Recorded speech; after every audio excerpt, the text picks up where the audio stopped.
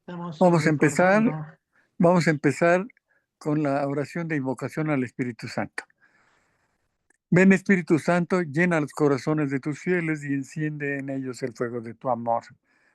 Envía, Señor, tu Espíritu y todo será creado y se renovará la faz de la tierra. Oh Dios, que has instruido los corazones de tus fieles con las luces del Espíritu Santo, danos a saber rectamente la verdad según tu mismo Espíritu y gozar para siempre de tus consuelos por el mismo Cristo nuestro Señor. Amén.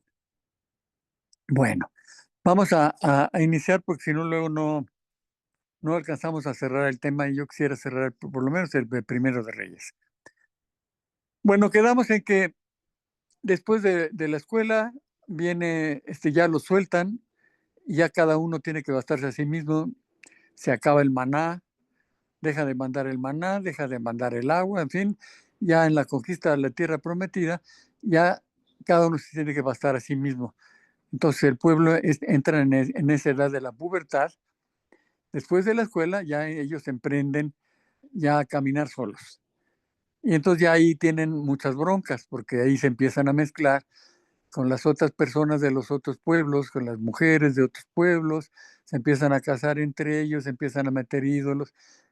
Y entonces se mandan por la ley de Dios, los mandamientos, y con la presencia de Dios en el arca de la alianza, ellos están mandados por Dios, Dios es su Señor, y se gobiernan por esas leyes, y los jueces son los que ahí exclusivamente juzgan los problemas entre las tribus por territoriales y envidias y lo que sea, y además de eso,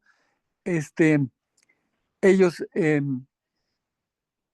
los ayudan cuando después de que se equivocan y meten ídolos y todo, las otras tribus los conquistan, Dios los abandona a sus propias iniciativas y entonces ellos se pelean y los derrotan los otros pueblos, pero ellos se quejaban y Dios, que nunca se arrepiente de su elección, siempre los ayuda.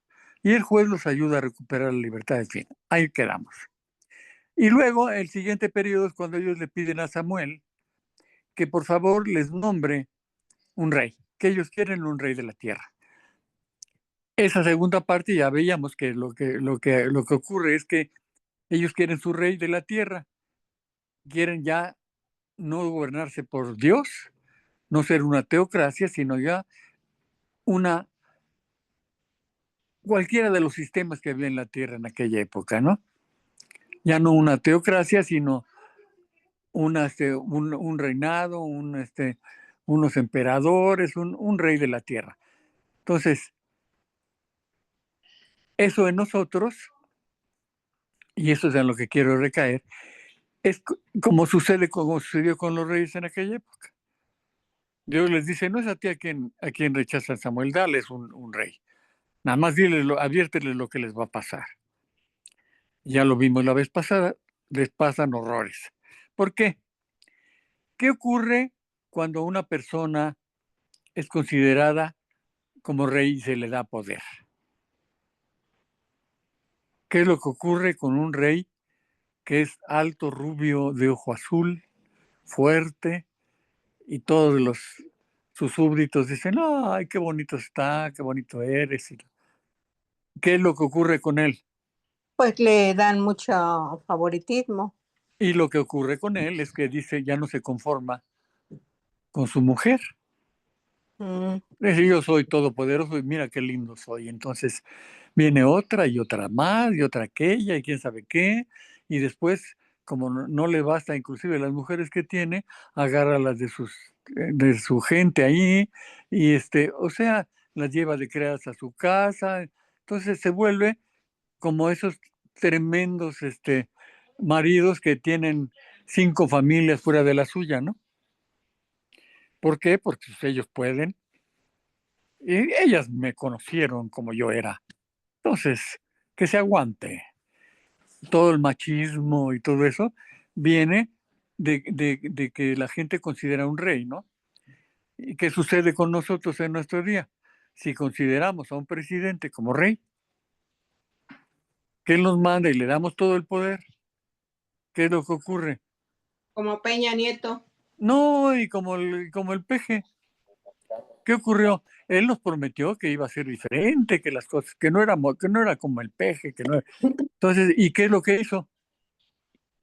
Destruir, destruir, destruir, destruir todo. El aeropuerto, y todo el dinero que se iba a gastar en, este, en medicinas, en la Secretaría de Educación, en todo lo que realmente debía gastarse. Entonces, ¿qué hizo? Comprar los votos con las pensiones ínfimas que da, que no alcanzan para nada, pero que le proporcionan los votos. Y cuando ya tiene todo el poder, ya empieza a hacer otras cosas peores. Estamos, yo creo que ya en este momento, ya estamos como en Venezuela. Lo que pasa es que no nos han llegado los ramalazos. Ya empezaron, ¿eh? Ya empezaron persiguiendo a los políticos. Llevan 70 personas de los presidentes municipales de Morena asesinados, 60 de los recién electos. Entonces, ¿qué quiere decir? Se están peleando entre ellos. Eso ocurrió con el pueblo. Y eso ocurrió con Saúl. Entonces, el pueblo, cuando empieza a ver que los oprime, que les cobra impuestos, que se lleva a las mujeres como criadas a su casa, que hace lo que se le pega la gana, que empieza a hacer cosas terribles, entonces se empiezan a quejar. Entonces otra vez van con Samuel y le dicen, no, no, no, que no, nos equivocamos. Ay, sí, no, yo no, pero mejor otro. Lo mismo sucede en nuestros días, ¿no? No hice caso, me advirtieron que me fijara si era, si era católico, si era una persona que era temerosa de Dios o no, que si realmente era trabajador, que si estaba neurótico, que si era mujeriego, y no nos fijamos, no, no, no, no, no, mi mamá no sabe, mi papá no sabe, el padrecito es un ignorante, yo quiero mandarme solo, yo quiero un rey de la tierra o una reinita. Entonces, cuando le hacemos más caso a la persona que escogimos y nos da en la torre, entonces empezamos a pensar, pues mira, este, yo me equivoqué, pero tengo derecho a ser feliz. Entonces, como tengo derecho a ser feliz, entonces hago lo que Dios no quiere. Y ya les platicaba yo, ¿no? Si el hombre repudia a su mujer y se casa con otra, comete adulterio. Si la mujer repudiada se casa con otro, comete adulterio.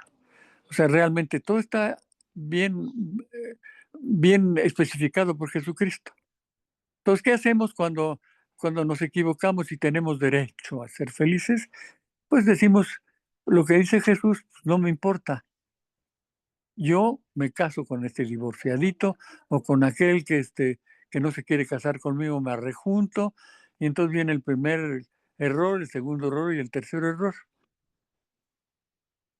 Hasta que, si Dios quiere, si nos acercamos a Él y nos arrepentimos, regresamos con el marido original, con la esposa original. Y se vuelven a recasar, como les platicaba yo de Chelita Daza, ¿no?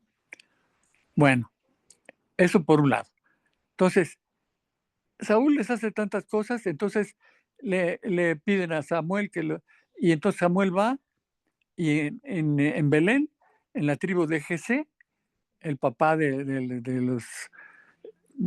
David, entonces llevan a David a la corte y David en la corte empieza a ver lo que está pasando y entonces, como sucede el episodio de Goliat, y él derrota al gigante aquel y le corta la cabeza, toda la gente empieza a decir, no, pues yo creo que aunque sea un niño, es mejor.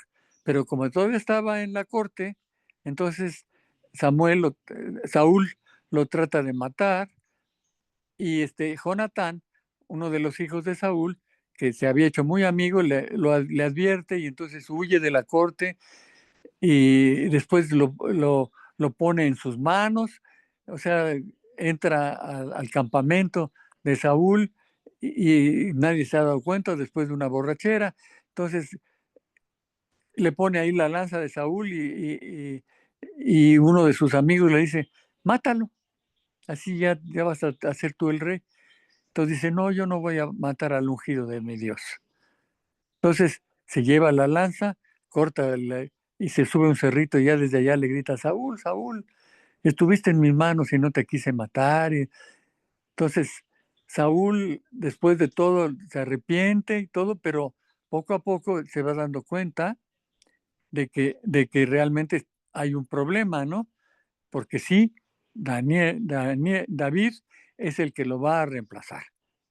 Entonces vuelve a tratar de matarlo.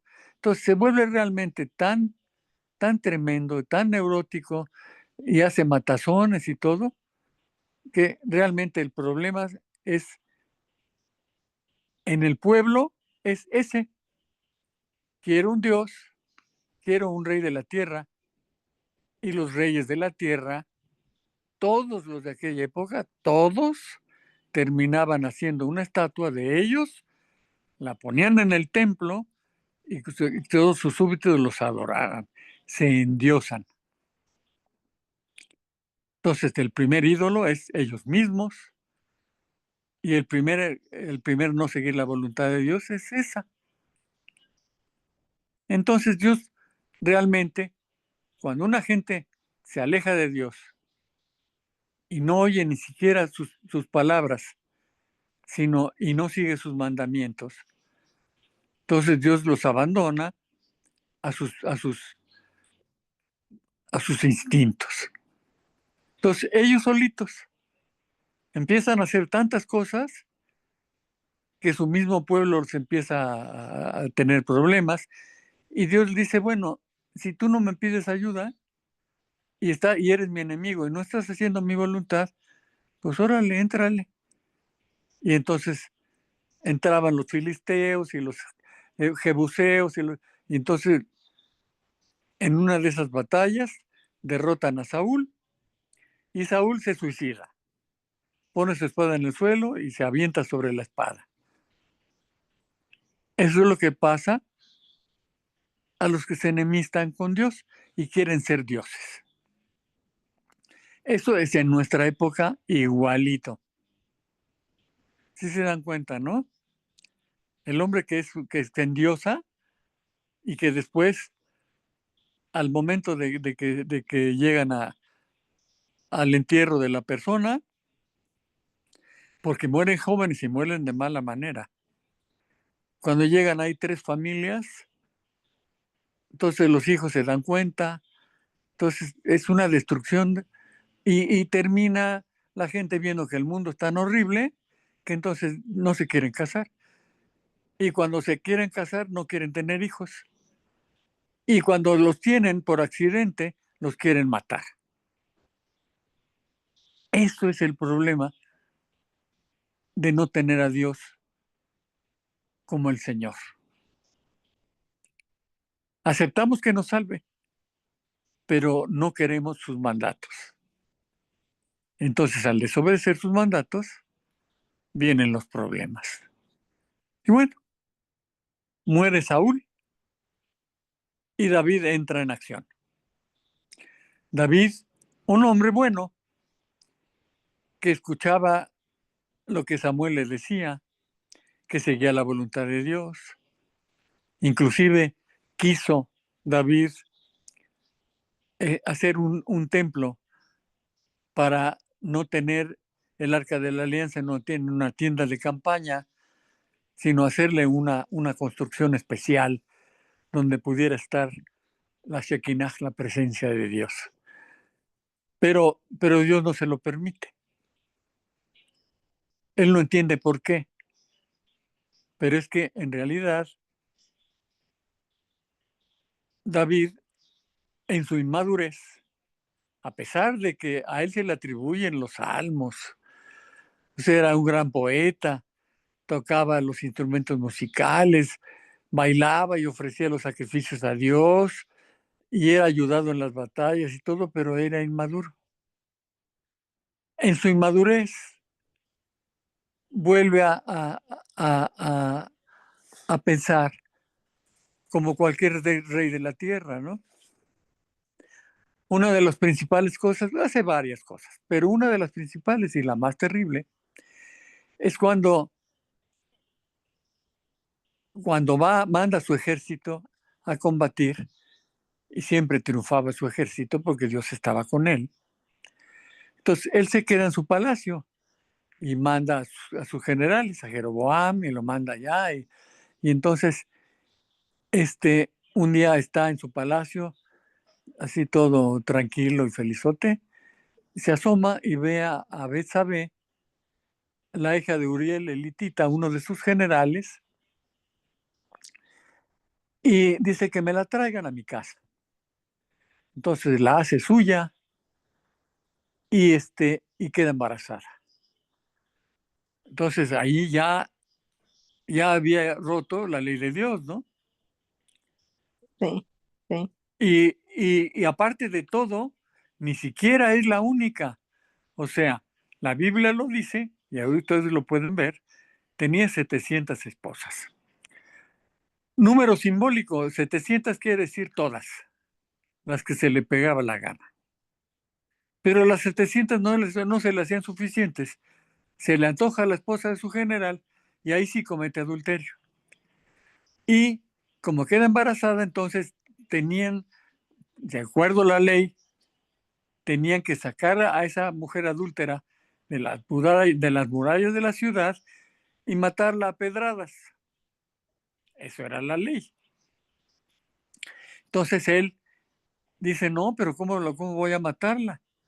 Entonces lo que hace es llamar a su general, manda un mensajero que le traigan a Uriel, que le traigan a Litita a su casa. Entonces lo invita a cenar, lo emborracha y le dice, ve con tu mujer, has sido un gran servidor, por eso te mandé llamar, entonces ve con tu mujer para que estés con ella. Pero ahí la Biblia lo dice, nunca falta un chismoso, ¿no? ¿Qué le dice? Lo que pasa es que ya estuvo con tu mujer. Y entonces, en el libro ahí está el himno en donde él se queja amargamente de por qué su rey lo había traicionado. Es un himno sensacional. Cuando estemos ya sobre la Biblia, lo vamos a leer porque vale mucho la pena, está muy bonito. Pero entonces, como sabe eso, lo manda David a su casa, pero él se queda dormido en la puerta del rey David. Cuando se despierta, David abre la puerta y ve a Uriel ahí, entonces le dice, no, pero ¿por qué no fuiste con tu mujer? Yo te había dicho, pero quién sabe qué. Dice, no, como yo, estamos en guerra, no puedo estar, si aquí muchos en Israel no pueden estar con sus mujeres, yo tampoco, y entonces no fui.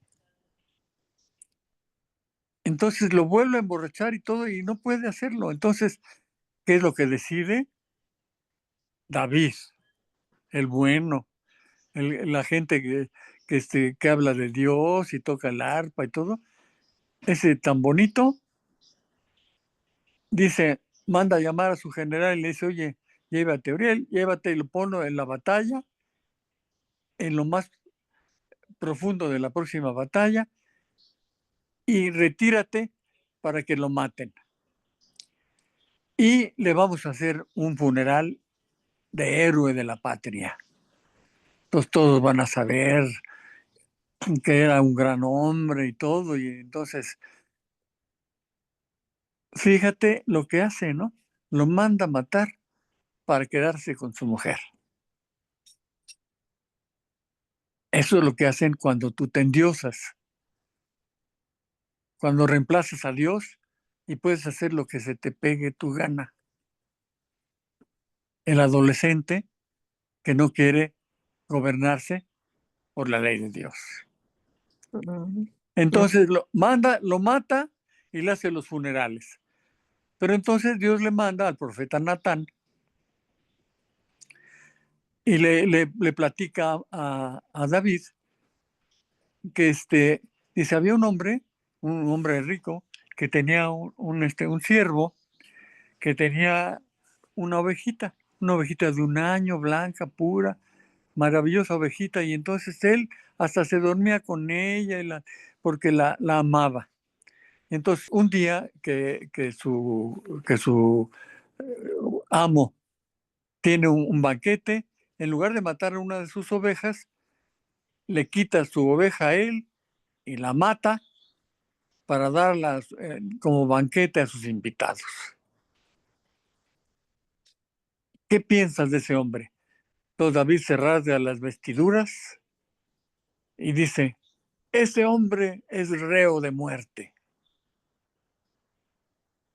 Ha hecho la maldad ante Dios. Entonces Natán le dice, ese hombre eres tú. Entonces David se da cuenta de la maldad que ha cometido.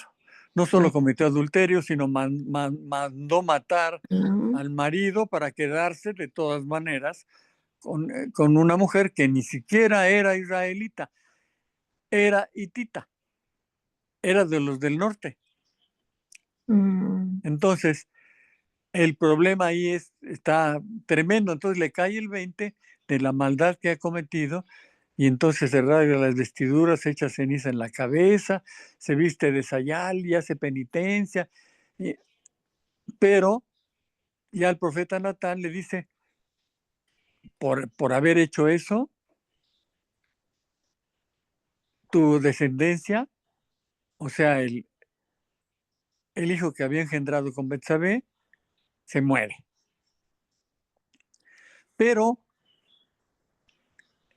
él se lleva a Betsabé a vivir con él, como una de sus múltiples esposas. O sea, sigue endiosado, sigue pensando que lo que Dios manda no es lo que tiene que hacer, sino lo que él, de acuerdo a su entendimiento, y al cabo él es bueno, él ha hecho los salmos, él tiene,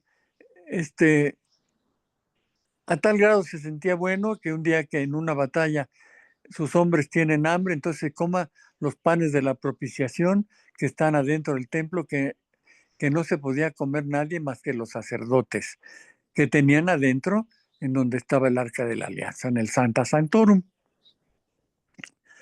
Entonces, se sigue sintiendo bueno y engendra a Salomón. ¿Con Betsabé? Con Betsabé. Y Salomón es el que continúa la dinastía. Entonces, la dinastía se interrumpe y Dios lo permite, porque Dios no se arrepiente, sabe de los problemas. Y como él hace penitencia y todo, entonces Dios lo perdona, pero adivinen qué.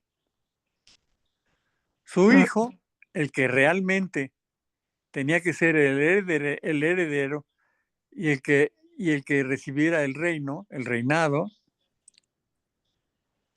que era el hijo de la primera esposa, se rebela contra él. Forma un ejército y empieza a luchar contra el rey David. Contra su propio padre. Contra su propio padre. ¿Cómo se llama el hijo? Como castigo. Fíjate que ahorita en este momento se me olvidó. Es que ya tengo problemas también de memoria, ¿eh? No, bueno, pues, pero sí, pero está muy claro ahí en el libro de Reyes, en el primero de Reyes, ¿eh? Lo vamos a leer, pero su nombre realmente no es importante. El caso es que el hijo al que le correspondía la herencia, y como él decide que su heredero va a ser Salomón, que él era el hijo de Betsabé, entonces él se rebela y aunque les dice que no lo maten, sino simplemente que lo apresen, tiene la esperanza de hacer que se arrepienta a su hijo y volverlo a recibir a la corte. Entonces él se queda, al pasar por abajo de una higuera, su cabellera, que era una cabellera larga, se enreda. Entonces se queda colgando ahí y en general, cuando pasa por ahí y ve al hijo ahí, lo clava con la espada y lo mata. Entonces, ahí el rey David recibe realmente lo que por su culpa sufrió, tenía que sufrir. O sea, para él la muerte de ese hijo fue verdaderamente terrible. Y y después de todo esto, él compone el Salmo 50. Se lo voy a dejar como tarea. Porque en el Salmo 50, el rey David reconoce su pecado, cometí la maldad que aborrece, dice. Y le pide perdón a Dios y le dice que lo llene otra vez, o sea, quiero que lo lean porque el Salmo 22 es la secuencia del arrepentimiento del rey David, que es el arrepentimiento de cualquiera de nosotros.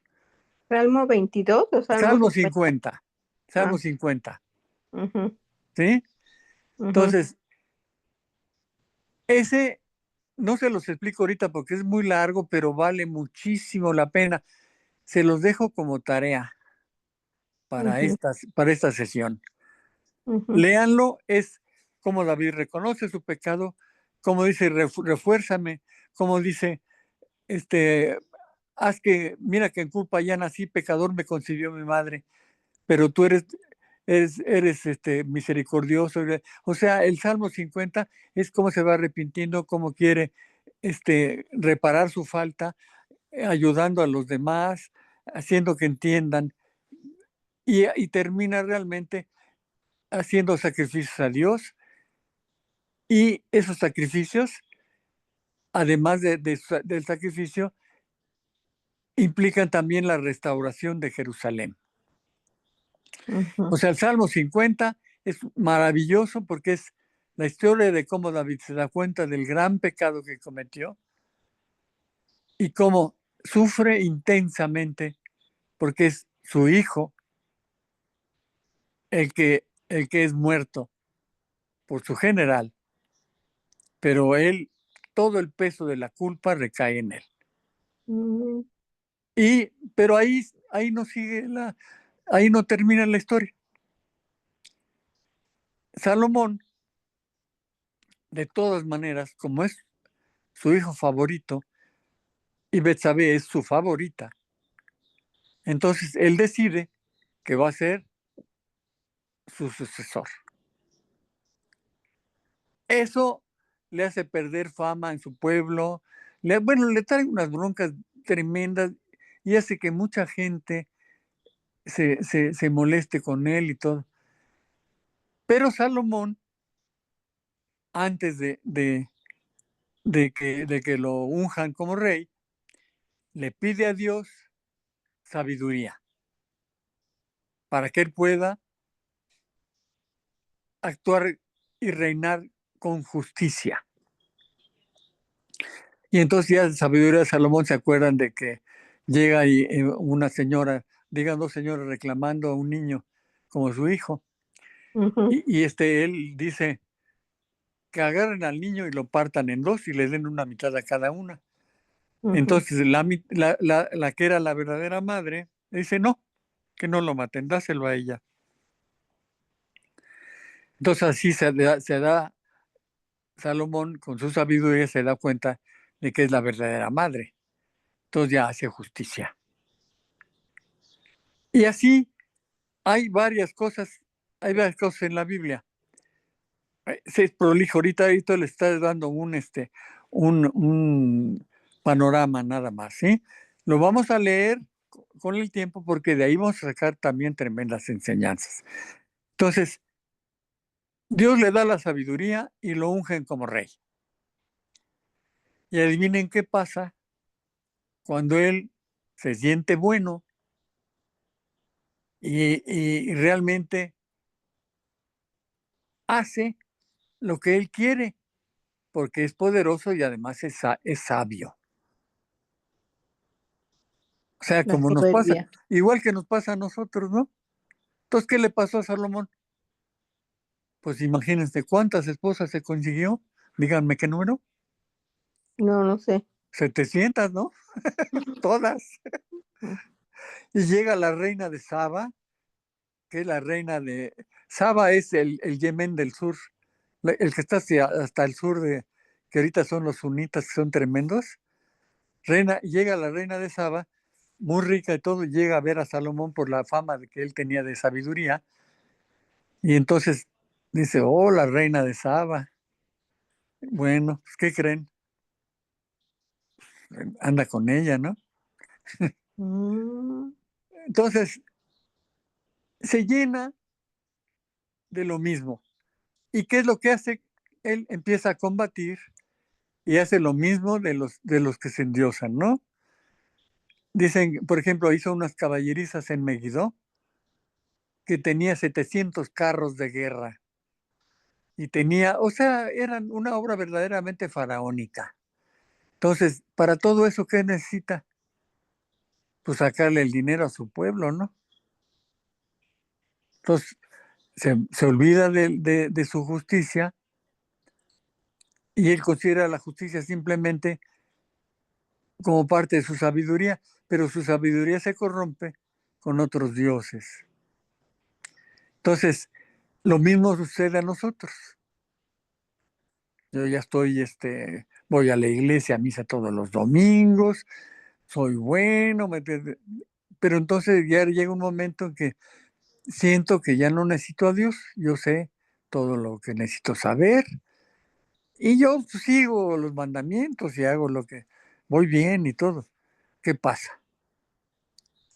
Que estoy endiosado y entonces lo que quiero es otros dioses, las 4 P's, ¿no? Paz, placer, poseer, parecer y poder. mm, Todas esas 4 cosas van haciendo que el hombre que se siente bueno llegue a cometer lo que a muchos nos ha ocurrido. No quiero hablar de algunas personas, todos sabemos, algunos sacerdotes inclusive llegan a cometer la pederastia o que llegan a tener tal amor al dinero que se dedican a administrar los bienes de la iglesia y a utilizar las limosnas no en la caridad, sino y que en lugar de encargarse de transmitir la palabra de Dios y el mensaje correcto, lo que dan es mal ejemplo. Y, y lo mismo pasa con nosotros a nivel familiar. Damos mal ejemplo, nos gastamos en lo que no debemos gastar. Y en ese afán de poseer, abandonamos a nuestros hijos, no los educamos en un exceso de trabajo. Eso a los que no hacen cosas peores, ¿no? La secretaria, como la secretaria del marido de Chelita Daza, que les platicaba, que yo creo que Chelita lo salvó, pero entonces entran esos problemas. Entonces, eso es lo que pasa con el que se endiosa, con el que se cree demasiado bueno, demasiado sabio, es lo mismo que pasa con los reyes. Entonces, cuando Salomón está ya grande, decide que su hijo Roboam es el que lo va a suceder en el reino. Pero antes, como Salomón era sabio y en su buena época, en donde estaba, también a él se le atribuyen unos salmos que están en los libros apócrifos, también ese Salomón sabio eh, hace muchas cosas bien hechas, ¿no? Entonces Dios sí le permite a él que construya un templo en donde pone el arca de la alianza. Ese templo de Salomón inclusive está considerado entre las 7 maravillas de la antigüedad, junto con el faro de Alejandría y una serie de cosas, ¿no? Entonces, él construye el templo porque Dios se lo permite. A David no, pero a Salomón sí se lo permite. le construye el templo, construido de maderas finas del Líbano, marfil, piedras preciosas, un templo maravilloso. Pero entonces, te digo, se corrompe, tiene mujeres de otros pueblos, exige demasiado, impuestos, sus obras faraónicas, de los que hemos hablado, destruye el aeropuerto y, y en lugar de otorgar medicinas y cosas para el bienestar del pueblo, construye obras faraónicas, ya ustedes saben cuáles, ¿no? El Tren Maya y la refinería que no produce nada, y todo ese tipo de cosas. Bueno, entonces, en el momento que que ya está viejo y que va a morir, entonces decide nombrar a Roboam. Y la gente del pueblo, que ya está harta de él, se da cuenta que lo está usando, que se ha alejado realmente de lo que Dios quiere, que realmente como rey es un pecador e inclusive un idólatra. Lo que hacen es, van con Roboam y le dicen, oye, tu papá nos cobra impuestos, nos hace construir obras faraónicas, nos lleva a hacer esto y luego se queda con todo. Nos queda el dinero, no procura el bien del pueblo, sino su bienestar, y entonces y no le importamos nosotros. Tu padre es así, ¿tú cómo vas a hacer con nosotros? Dice, pues si mi padre les exigía 10, yo les voy a exigir 100. Mm. Y háganle como quieran. ¿Qué quiere decir? Que el rey sabio, ¿cómo educó a su hijo? Pues mal, ¿no? Pues sí, lo hizo egoísta, lo hizo ser el centro del universo y todopoderoso, ¿sí? Como los hijos de los grandes presidentes, ¿no? Que hacen todos los negocios del mundo, sobre todo los de medicinas. Entonces, que no hace el bien del pueblo, punto. Entonces, ¿qué es lo que ocurre en ese momento? Que el pueblo de Israel se divide. De las 12 tribus, Jeroboam, el jefe de los ejércitos, se lleva 10 tribus y media. 10 tribus y la mitad de la tribu de Benjamín se van al norte y se vuelven el reino de Israel. Y en el sur se queda la tribu de Judá, que era la que estaba establecida en Jerusalén, donde estaba el templo, donde Salomón había hecho el templo. Y entonces, allí en Jerusalén se quedan la tribu de Judá y la mitad de la tribu de Benjamín. Pero la división es tremenda porque no es nada más una división territorial, sino la división es verdaderamente fuerte. Y Jeroboam, que era el jefe de los ejércitos,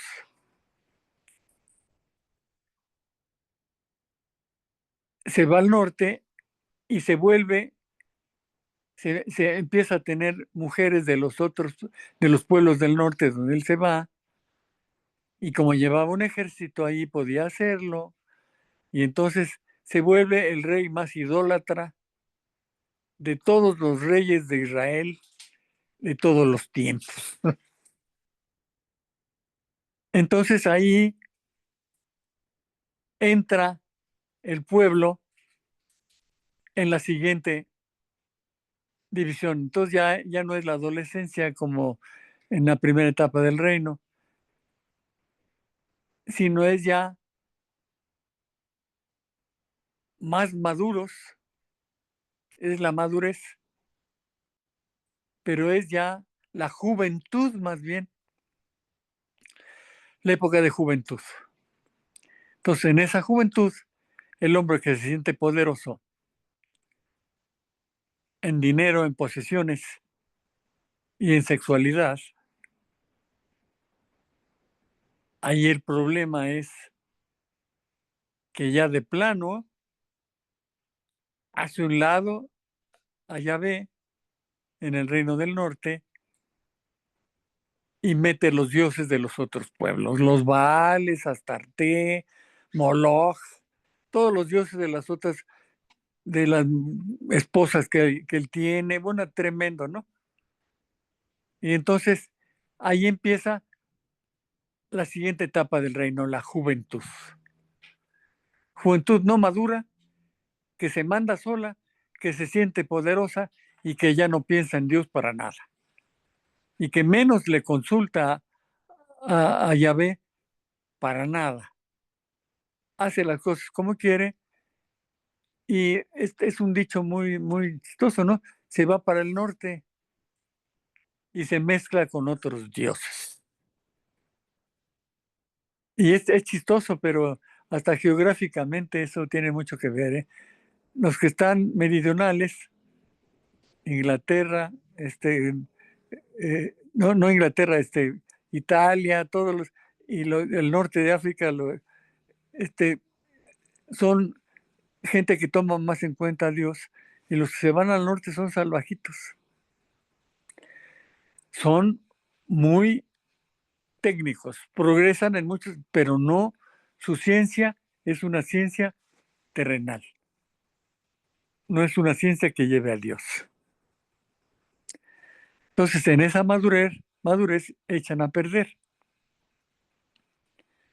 Ahí empieza más o menos en el año 850, unos 3 o 4 siglos, 850, 750, 650, a 570. Van sucediéndose los reyes y como meten muchos dioses en el templo, entonces entonces Yahvé, Dios, manda desde el sur, desde el reino de Judá, los judíos, el reino del sur, ya es el reino de Judá, los judíos, y el reino del norte es Israel. Desde el reino del sur empieza a mandar sus profetas para advertirles, ¿sí? Ahora, antes de que eso ocurra, antes de que lleguen los primeros profetas ahí arriba, Oseas, Joel, Amós, Abdías, Jonás, Miqueas, Nahum, Habacuc, Sofonías, Ageo, Zacarías y Malaquías, son del sur que van al norte a advertir. Pero en el reino del norte las cosas se ponen muy pesadas, porque ya ni siquiera toman en cuenta a los profetas, sino que si llega un profeta ahí lo que quieren es matarlo, porque ya no tienen el freno de Dios, sino se endiosan. Entonces viene en esa primera etapa cosas tremendas, ¿no? Y cuando viene el tercer rey, Ahaz, ya están realmente en la idolatría total. Entonces, la reina, ahorita se me escapó el nombre. Uh, bueno,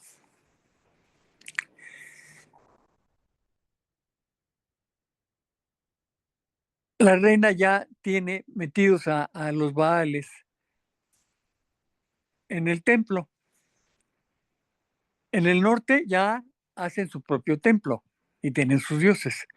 En el reino del sur está el Arca de la Alianza y está el templo en Jerusalén. ¿Sí? Entonces, en el norte tiene su propio templo. En Betel, en varias ciudades, de acuerdo a la época. Entonces, Ahí es cuando la reina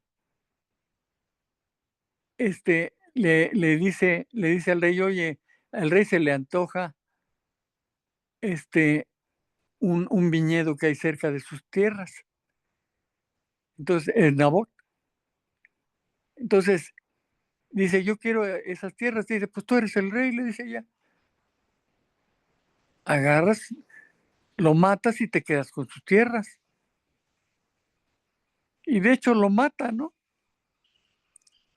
Pero entonces, Dios le manda ya ahí al profeta Elías, que eran de los profetas previos, no están considerados de entre los libros proféticos. Está en el libro de Reyes, Elías. Pero era un profeta que va y les dice, oye, eso que hiciste está totalmente mal. Entonces va a ser castigado y le profetiza a la reina que su sangre va a caer también, ¿no? Pero además organizan Dios les hace que les caiga 3 años de sequía, tremenda sequía. Entonces, no hay cosechas y realmente se están muriendo de hambre. Entonces, llega Elías y les dice, aparte de que están mal, les dice, vamos a hacer un concurso para que vean quién es el verdadero Dios. Manden a sus sacerdotes, eran 300 sacerdotes de Baal, y entonces hacen una oración y les dice Elías, ustedes ruéguenle a Dios. Entonces hacen el altar en lo alto del cerro, donde tienen el templo, y entonces ponen ahí el sacrificio. Y bueno, se pasan varios días haciendo sacrificios y clamando a todos los dioses. Y entonces ya cuando, aclamando a los dioses de las mujeres aquellas, ¿no? Y entonces llega Elías y dice, ahora pone ahí en el altar, pone toda la leña para el sacrificio y todo, y y pone ahí al cordero y luego les dice al cordero, al sacrificio que tienen ahí un animalito, y les dice mojen toda la leña, mojen todo el altar, llénenlo toda el agua que puedan. La poquita que hay, échenla ahí. Y luego hace oración y cae un rayo directamente sobre el altar y enciende, o sea, el rayo que cae es tan fuerte que se enciende toda la oferta aquella, toda la ofrenda. Y entonces, una vez que eso ocurre, se suelta un aguacero tremendo y se acaba la sequía. Entonces Elías, de acuerdo a la Biblia, lo que hace es agarra, por eso no está considerado dentro de los profetas, ¿eh? Es un profeta, habla en nombre de Dios, pero fíjense lo que hizo. Agarra a los sacerdotes de Baal y los degüella a todos. Y entonces, realmente, como la reina lo va a matar, entonces sale huyendo y se va hasta el Monte Carmelo. Y ahí hay una serie de anécdotas muy, muy bonitas que hay que ver, porque inclusive él, en última instancia, dice la Biblia que fue arrebatado al cielo en un carro de fuego. Es el único que se va vivo, el único humano que se va vivo hacia el cielo, porque Dios, ya ve, así lo dispone, ¿no?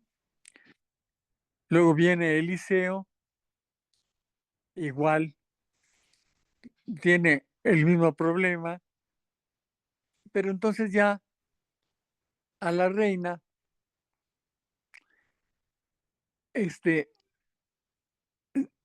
la matan y con su sangre riega ahí los perros, como dice la Biblia, lamen su sangre y entonces viene el siguiente rey y el siguiente rey. Y Eliseo es el que se va también huyendo a una ciudad cercana y encuentra a una viuda que está ahí en oración y le dice, ve a tu casa y tráeme un pan. Y la reina, la mujer aquella le dice, es que tengo muy poco pan, muy poca harina y muy poco trigo. Entonces, nada más estaba yo esperando hacerme una última ración para que yo y mi hijo, comamos y nos vamos a morir, porque ya también la sequía está tremenda, no hay manera. Y entonces Dios le dice, Eliseo le dice, tráeme ese pan. Entonces va la viuda, obedece, le hace un pan y se lo da. Y entonces Eliseo dice, de hoy en adelante, en tu casa no faltará el pan. Y el cuenco donde tenía la harina no se vacía. Y entonces de ahí ella empieza a tomar y realmente Dios le provee todo lo necesario, pero no era de Israel, era de una ciudad fuera de Israel. Entonces ahí empiezan los casos, ¿no? Yo creo que ya en la próxima ocasión vamos a entrar ya a la época de los profetas, los del reino del sur que van al norte, y cómo el reino de Israel, como es el más corrupto, es llevado cautivo a Siria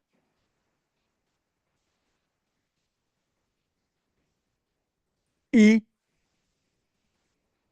luego se alinea con los asirios para ir a combatir al reino del sur, a Judá, y total, desaparece el reino de Israel, el reino del norte, y se queda nada más el reino del sur, el reino de Judá.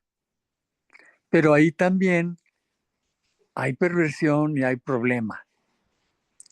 Siguen conservando, Dios está con ellos, está en el arca de la alianza. Pero, por ejemplo, hay una reina en que cuando muere el rey, quiero que lo leamos directamente, ¿eh? Nombres y todo lo quiero leer de la Biblia. Yo nada más les voy a contar el caso. Esa reina, cuando muere el rey, manda matar a todos sus hijos, los de las otras esposas y los de ella, a todos, para que no le quiten el trono, la regencia. Quiere gobernar al reino de Judá y los mata a todos, pero la nodriza del más pequeñito lleva, huye y lleva al niño al templo y el sacerdote, el sumo sacerdote, lo mantiene vivo hasta los 12 años.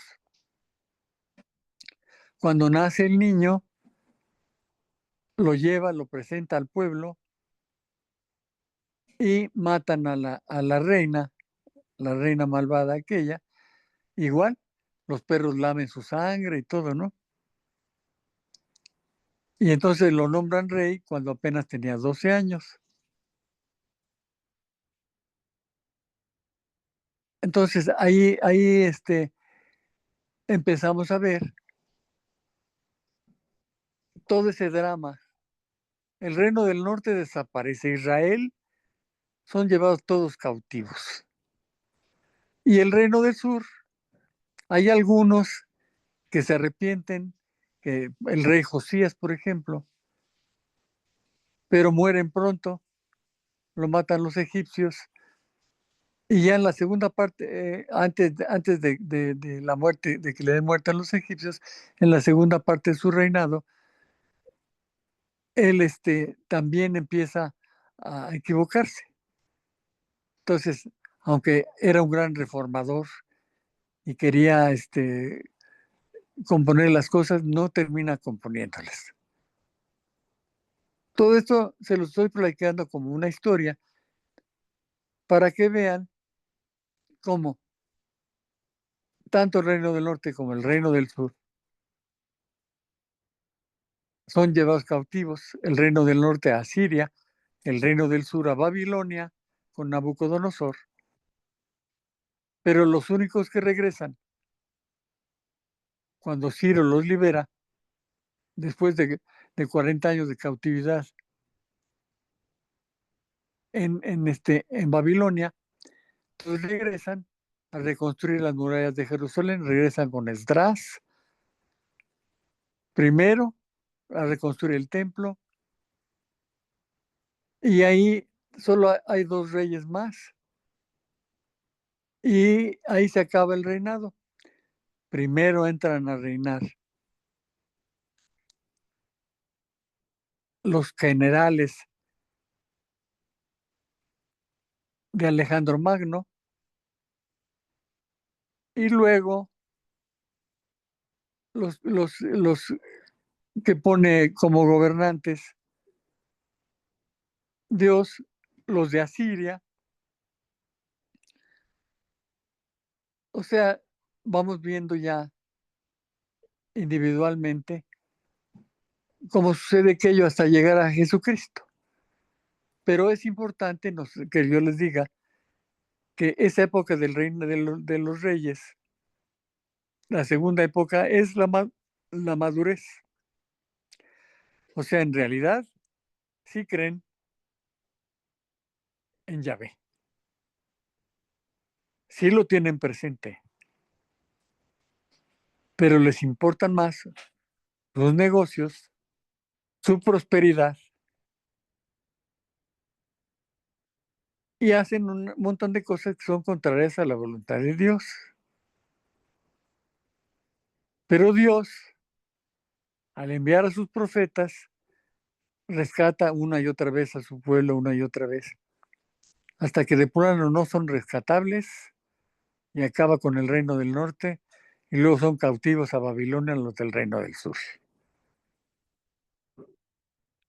La descendencia del rey David continúa en el reino del sur, pero también ahí hay cosas en el reino del sur en donde se interrumpe la línea con las mujeres. Vamos a leer el libro de Ruth,